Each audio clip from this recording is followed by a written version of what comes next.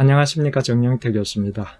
이번 동영상에서는 다른 사람이 나를 따르게 하는 방법, 다른 사람이 나와 행동을 함께하는 방법 또는 기술에 대해서 얘기를 해볼까 합니다. 다른 사람이 나를 따르게 하는 방법에는 대략 6가지가 있습니다. 첫 번째는 힘, 강제력에 의해서 나를 따르게 하는 것이죠. 총칼이라든지 주먹을 써서 나를 따르게 하는 것입니다. 두 번째는 보상을 이용하는 방식입니다. 돈이라든지 또는 식품이라든지 그런 물질적인 어떤 귀중한 것, 아니면 사랑이나 인연 같은 비물질적인 어떤 귀중한 것을 내가 제공함으로써 상대방을 나를 따르게 하는 방법입니다.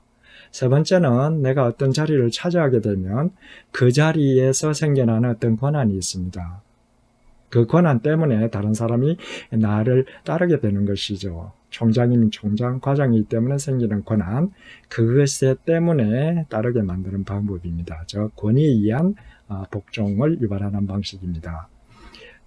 네 번째는 종거적 권한이라고 얘기하는데, 이것은 내가 다른 사람이 갖지 않은 우수한 어떤 성격을 가졌다든지 일 처리 능력을 가졌을 경우 다른 사람들이 나를 추종하는 것입니다. 그래서 다른 사람이 나를 따르게 하는 방법이 있습니다. 다섯 번째는 전문 지식입니다. 특정 분야에 다른 사람보다 깊이 있고 폭넓은 전문 지식을 가지고 있을 경우 다른 사람이 나를 따르게 하는 것이죠. 마지막으로 다른 사람이 귀중하게 생각하는 정보를 가지고 있을 경우 다른 사람이 나를 필요로 하게 되는 것이죠. 그러면 나를 따르게 하는 것이죠. 즉 정보에서 생겨나는 권력이 있을 수 있습니다. 이 중에서 오늘은 강제력에 대해서 살펴보도록 하겠습니다. 그러면 먼저 강제력에 대해서 알아보도록 하겠습니다. 강제력이라고 하는 것은 상대방이 중요시 생각하는 가치, 그게 뭐 돈일 수도 있고요, 목숨일 수도 있을 겁니다. 그러한 중요한 가치를 상대방이 원하지 않더라도, 즉 상대방의 의사에 반해서라도 그것을 빼앗아 올 수 있는 능력, 박탈할 수 있는 능력을 얘기를 합니다. 뭐 그렇게 하는 이유는 상대방이 내가 원하는 행동을 하도록 하기 위한 것이겠죠. 물론 이제 보복성도 있습니다. 분노 컨트롤이 안 되는 사람은 다른 목적 없이 상대방을 죽이거나 괴롭히는 것 자체를 목적으로 하는 경우도 있지만, 일반적으로는 상대방이 내가 원하는 행동을 하도록 하기 위해서 이제 강제력을 쓰게 되는 것이죠. 이러한 강제력은 이제 여러 가지 방법, 수단이 이제 동원이 될 수가 있는데, 가장 대표적인 것이 이제 법규가 되겠습니다. 법을 어기게 되면 처벌을 받게 돼 있잖아요. 엄청난 위협이 되는 것이죠. 그리고 두 번째는 경제적인 수단이 있을 수 있습니다. 뭐 벌금을 매긴다든지 무역 제재를 가해서 어떤 나라에서 필요하는 어떤 뭐 에너지, 석유 뭐 이런 것들이 들어가지 못하게 하는 것이죠. 그 다음에 세 번째는 이제 공권력, 경찰력이라든지 이런 것들을 써서 행동을 못하게 할 수도 있는 거니까 물리적 폭력도 이제 수단이 되고요. 그리고 이제 뭐 집단 따돌림을 한다든지 또는 이제 결별을 선언한다든지 등등 이런 심리적인 압박을 가하는 것도 하나의 수단이 될 수가 있겠습니다.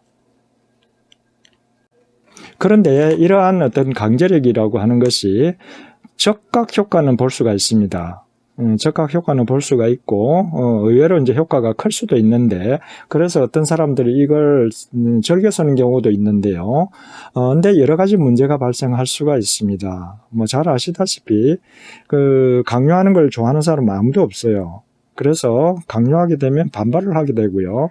어쩔 수 없이 복종을 한다 하더라도 나중에 이제 복수를 하거나 보복을 하려는 경향이 생깁니다. 특히 이제 납득할 만한 이유가 없을 때 강요당하면 더욱더 이렇게 이제 되죠. 그 다음에 두 번째 이제 강제력이 갖는 한계는요, 비용이 많이 들어요. 실제로 이제 위협을 가한단 말이에요. 네가 이걸 하지 않으면 내가 이걸 안 주겠다. 이렇게 할 경우에 실제로 이제 그 행동을 하고 있는지 지속적으로 감시를 해야 됩니다. CCTV를 달든지 사람을 이제 투입해서 계속 감시를 해야 되니까. 그리고 이제 계속적으로 이제 위협을 가해야 되면 그게 이제 기간이 길어질수록 이제 비용도 많이 들어가겠죠. 그 다음에 세 번째 이제 단점은요. 이게 이제 가장 중요한 어떤 단점이라고 할 수 있는데, 무엇보다도 강제할 때에는 그 당시에는 복종하는 척 하는 거죠. 즉 행동만 이제 그렇게 하지만 실제로 마음속으로는 전혀 이제 따르지 않는. 그래서 단기간 표면상의 어떤 효과는 거둘 수 있지만 진정한 내면의 변화는 절대 가져올 수 없다라는 것이죠. 그 다음 네 번째는 이 창의성을 넘어갈 수가 있습니다. 대개 이제 뭐 강요를 하게 되면 이제 안 하게 되면 벌을 받으니까 그걸 피하기 위해서 이제 억지로 일은 하지만 어떤 새로운 어떤 아이디어를 낸다든지 뭐 이런 노력을 하지 않게 되는 것이죠. 그러다 보니까 창의적이거나 어떤 생산성을 높일 수 있는 그런 노력들을 할 수가 없게 됩니다.